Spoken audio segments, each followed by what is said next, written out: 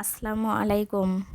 আজকে কি তরকারি রান্না করলাম অবশ্যই আপনারা জানাবেন কী রকম তরকারি। তা আমি হচ্ছে আজকে তরমুজের খোসার তরকারি রান্না করব।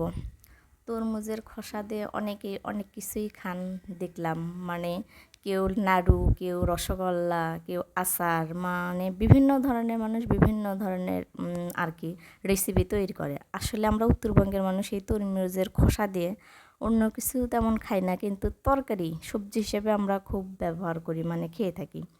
তা আমি সুন্দর করে কাটার পরে একদম পরিষ্কার ফ্রেশ পানি দিয়ে ধুয়ে নিলাম। আমরা বরাবরই এই তরমুজের খোসার তরকারি আরও অনেক আগে থেকেই খেয়ে থাকি। ছোটোবেলায় থেকে আমরা তরমুজের খোসার তরকারি রান্না করে থাকি। কেউ শুটকি, কেউ মাছ, মানে কেউ ঝোল, কেউ মুসুর ডাল দিয়ে আর কি ঘাটি, মানে সব কিছুই খেয়ে থাকি। তো এখানে দিয়ে দিলাম আমি হচ্ছে একটু পেঁয়াজ কুচির পরিমাণটা বেশি দিলাম। কাঁচামরিচ আমি শুকিয়ে রেখেছিলাম। বরাবর আমার কাছে হচ্ছে কাঁচামরিচ যখন কাঁচাটা একদম না থাকে তখন আমি কাঁচামরিচটা শুকিয়ে রাখি, দিয়ে দেই। যখন না থাকে তখন একদম অবিকল কাঁচামরিচের স্বাদে আসে, সমস্যা হয় না। আদা রসুন বাটা দিয়ে দিচ্ছি এবং লবং কিছুটা হয়তো বা বেশি মনে হচ্ছে, একটু তুলে রাখলাম। দিয়ে দিলাম হলুদ।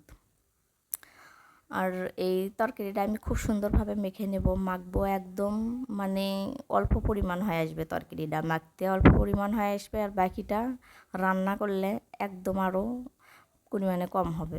তা আমি এখানে সরিষার তেলটা দিয়ে নিয়েছি।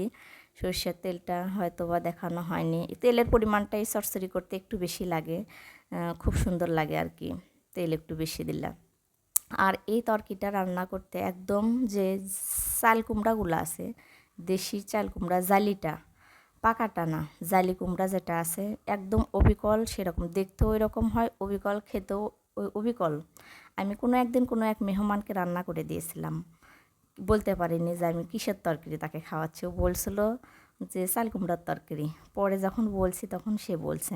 তা এখানে আমি তেলাপিয়া মাছটা ছোট্ট করে কাটে দিয়েছি। আর এই তরকারিটা ছোটো মাছ দিয়ে রান্না করলেও বেশি ভালো হয় আমার কাছে। ছোটো মাছ আজকে ছিল না, আমি তেলাপিয়া মাছ কাটে দিয়ে রান্না করতেছি। তেলাপিয়া মাছ দিয়ে মাঝে মধ্যে এরকম চটচড়ি করি, আসলে খুব ভালোও লাগে।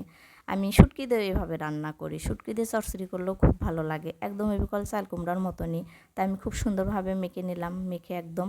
আর এটাতে আমি ঝোল দেব না, কারণ আমি তরকারিটা একদম নিচে পোড়া পোড়া করবো, লাল লাল পোড়া পোড়া করবো। মাছটাও পোড়া পোড়া হবে, তরকারিটাও একটু হালকা লাল লাল হবে, খুব সুন্দর লাগবে খেতে। আমার তরকারিটা সবে মাত্র বলক এসেছে। এই তরকারিটা মানে অনেকক্ষণ পর্যন্ত রান্না করা লাগে, একটু মানে অনেক ঝোল ওঠে, ঝোলগুলো একদম শুকায় ফেলতে হয়। এই জন্যে তরকারিটা রান্না করতে একটু সময় লাগে, সময় নিয়ে রান্না করতে হয়। তরমুজের তরকারি খুব চটপটে রান্না করলে টেস্টও আসে না, সেদ্ধও হয় না, আর হচ্ছে খেতেও ভালো লাগে না। এই জন্য আমি খুব বেশি সময় ধরেই এই চটচটিটা রান্না করি আর কি। তরকারিটা আমার এই পর্যায়ে হয়েছে, কিন্তু আরও শুকিয়ে যাবে ঝোল, এবং তরকারিটা আরও অল্প পরিমাণ হয়ে যাবে, একদম সামান্য হয়ে যাবে তরকারিটা, মিলে যাবে তরকারি। আপনারা কে কোন ডিস্ট্রিক্টে কীভাবে খান আমাকে অবশ্যই জানাবেন। আর তরমুজের তরকারি রান্না করে খেয়ে দেখবেন কেমন লাগে। ধন্যবাদ সবাইকে।